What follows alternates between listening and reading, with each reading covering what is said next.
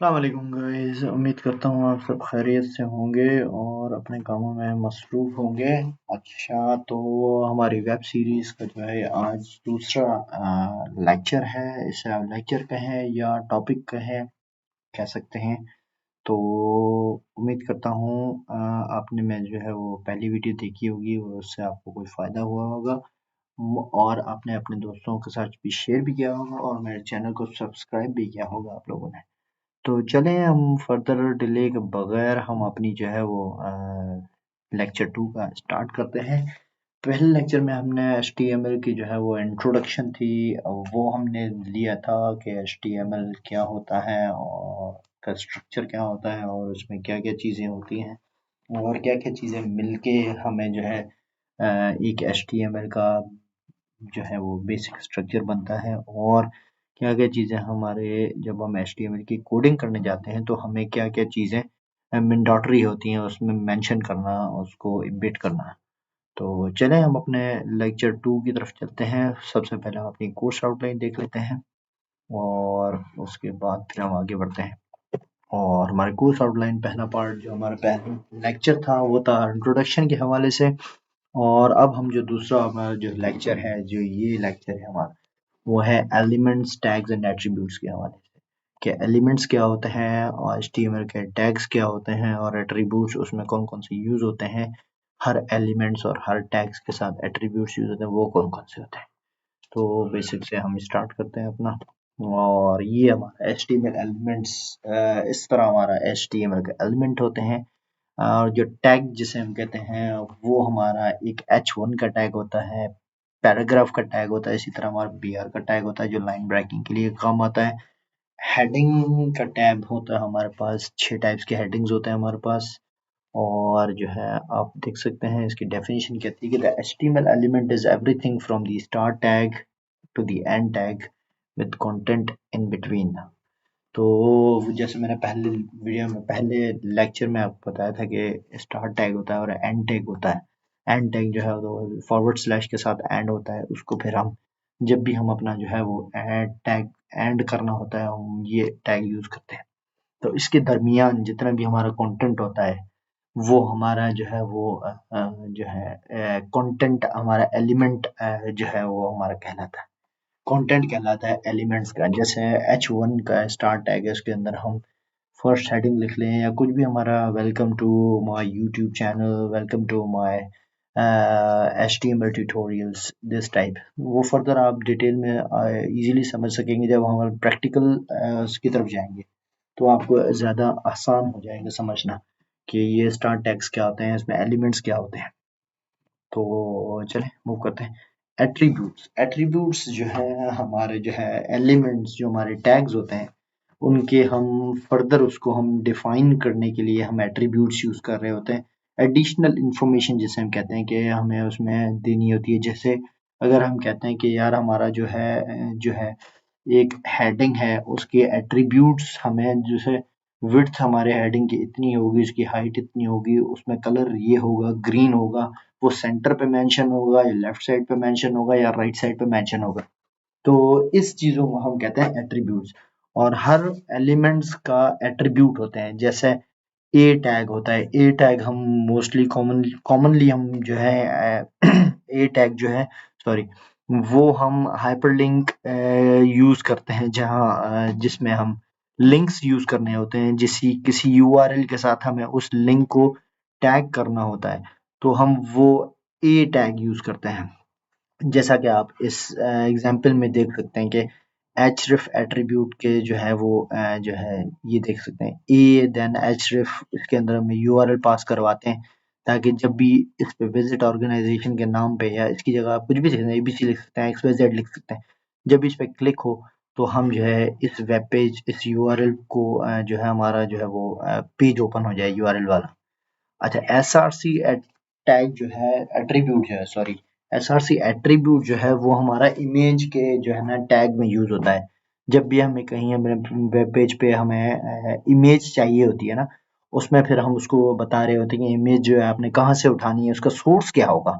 Source means कि अगर आपने किसी वेब पेज किसी इंटरनेट से वो वेब पेज उठाना है तो उस पे हम उसके अकॉर्डिंगली हम ये कोटेशन मार्क के अंदर हम वो उसका यूआरएल पूरा टाइप कर देते हैं और उसके आगे हमने जो लिखना होता है कि दिस इमेज गोज टू फलाना ढिमकाना, जहाँ भी जाना हो। तो जब भी उस पे लिंक पे या उसी नाम पे क्लिक होगा तो वो जो है ना वो इमेज ओपन हो जाएगा। तो इस तरह फिर विड्थ के एट्रीब्यूट्स होते हैं, हाइट के एट्रीब्यूट्स होते हैं। इमेज में हम जो है अपना जो है विड्थ भी बता सकते हैं, उसकी विड्थ क्या होनी चाहिए इमेज की, और उसकी इमेज की हाइट क्या होती है। ठीक है दोस्तों, तो हम फिर आगे बढ़ते हैं। लैंग्वेज एट्रीब्यूट्स आप देख सकते हैं, the you should always include lang attributes inside the HTML tag. HTML tag के अंदर आप जो है ना लैंग्वेज का जो है ना एक एट्रीब्यूट यूज करते हैं। ये एक जो हमारा ब्राउजर होता है उसको बताने के लिए कि यार ये जो जो वेब पेज क्रिएट होता है हो रहा है, इसको आपने यूएस लैंग्वेज में दिखाना है। इसमें लैंग्वेज इंग्लिश यूज हो रही है, उर्दू यूज हो रही है, या लैटिन यूज हो रही है, या जो भी फ्रेंच यूज हो रही है। उस तरह के हम आगे जाके जब हम इस टॉपिक पे आएंगे तो मैं आपको इस पे भी दिखाऊंगा कि लैंग्वेजेस को आप किस तरह देख सकते हैं और जो है कहाँ से इसकी सारी डिटेल्स आप देख सकते हैं।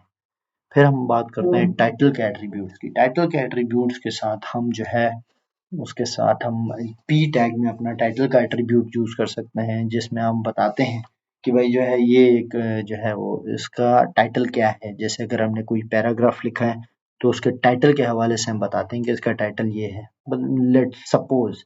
ये फिर हम आगे जब उस टाइटल पे जब माउस आप लेकर जाते हैं तो वो आपको उसका छोटा सा ऊपर पॉपअप मेन्यू में एक टाइटल दिखा देता है कि दिस इज द किसके साथ ये रिलेट करता है ये। तो चलें आगे बढ़ते हैं। तो दोस्तों ये हमारा जो है आज का टॉपिक था एट्रीब्यूट्स, एलिमेंट्स और टैग के हवाले से, जो मैंने आपके साथ शेयर किया। और फिर फर्दर हम मिलते हैं अपनी नेक्स्ट वीडियो, जो कि हमारा टॉपिक होगा। हम अपने नेक्स्ट वीडियो में हम जो है अपने प्रैक्टिकल की तरफ मूव होंगे और उसमें मैं आपको दिखाऊंगा कि एक वेब पेज किस तरह क्रिएट किया जाता है। बेसिक सा हम एक छोटा सा एक हेडिंग का और नीचे पैराग्राफ होगा, इस तरह का हम एक पेज बना के चेक करेंगे। फिर हम उसको अपनी जो अलाइनमेंट सेट करेंगे, वो सेंटर पे मूव होता है, सेंटर पे शो होता है, और जो है उसकी विड्थ हाइट हम सेट करके देखेंगे। तो वो मैं आपको दिखाऊंगा। बेसिक सा जो है वो हम वेब पेज बनाएंगे। फर्दर फिर हम, जैसे मैंने आपको बताया कि हम आगे जाके एक जब हमारी सीरीज कंप्लीट होगी तो हम एक वेबसाइट बिल्ड करके देखेंगे। फिर वेबसाइट बिल्ड करने के बाद फिर हम ये भी देखेंगे कि उसको हम किस तरह अपना डोमेन रजिस्टर करवाते हैं और किस तरह हम अपना जो है ना ये अपनी वेबसाइट जो है उस पर होस्ट कर सकते हैं। और फिर वो पब्लिकली जो है ना जो है पब्लिक को नज़र आना स्टार्ट होगी इंटरनेट पे। जिस तरह हम लिखते हैं www.google.com, तो इस तरह हम उस वेबसाइट का एक नाम रखेंगे जब से वो example.com। मैं अपनी जो है जितने भी एग्जाम्पल्स देता हूँ वो इसी तरह देता हूँ www.example.com। तो फिर मैं आपको वो बना के दिखाऊंगा किस तरह हम एक www.example.com का डोमेन रजिस्टर करवाते हैं। उसके बाद फिर हम उसको अपने जो है वो वेबसाइट उस पर होस्ट करते हैं और फिर वो इंटरनेट पे किस तरह ओपन होती है और पब्लिकली अवेलेबल होती है यूजर्स के लिए। तो दोस्तों तब तक के लिए नेक्स्ट वीडियो मैं अभी बहुत जल्दी आऊँगा। अपना लेक्चर थर्ड जो हमारा लेक्चर होगा वो इंशाल्लाह बहुत जल्द आ जाएगा। तो तब तक के लिए आप जो है अपना ख्याल रखें और अपने घर वालों का ख्याल रखें, अपने माँ बाप का ख्याल रखें और जो है मेरे चैनल को सब्सक्राइब करें। और मोस्ट इम्पॉर्टेंटली अपना जो बेल आइकन है उसको ज़रूर क्लिक कीजिएगा ताकि मेरी नई आने वाली वीडियो जो है वो आपको मिल सकें और उसका जो है आपको अलर्ट आ सके कि अब मेरी नई वीडियो आ चुकी है। तो मेरे चैनल को सब्सक्राइब करें, शेयर करें ताकि मैं बहुत सारी और वीडियो ला सकूं। मुझे जो है इस जो है लेक्चर के एंड तक मुझे 1000 सब्सक्राइबर चाहिए और आप दोस्तों की साथ रहा तो इंशाल्लाह मुझे 1000 सब्सक्राइबर मिल जाएंगे। और फिर मैं फर्दर जो है अपनी जो है वो दूसरी वीडियोस HTML से रिलेटेड, जावास्क्रिप्ट, फिर नेटबीन्स, इस तरह के मैं जो है फर्दर प्रोग्रामिंग लैंग्वेजेस पे वीडियोस लेके आता रहूँगा और आप उसमें सीख सकेंगे और मुझे भी कुछ सीखने को मिलेगा। तब तक के लिए इजाज़त दें। अल्लाह हाफ़िज़।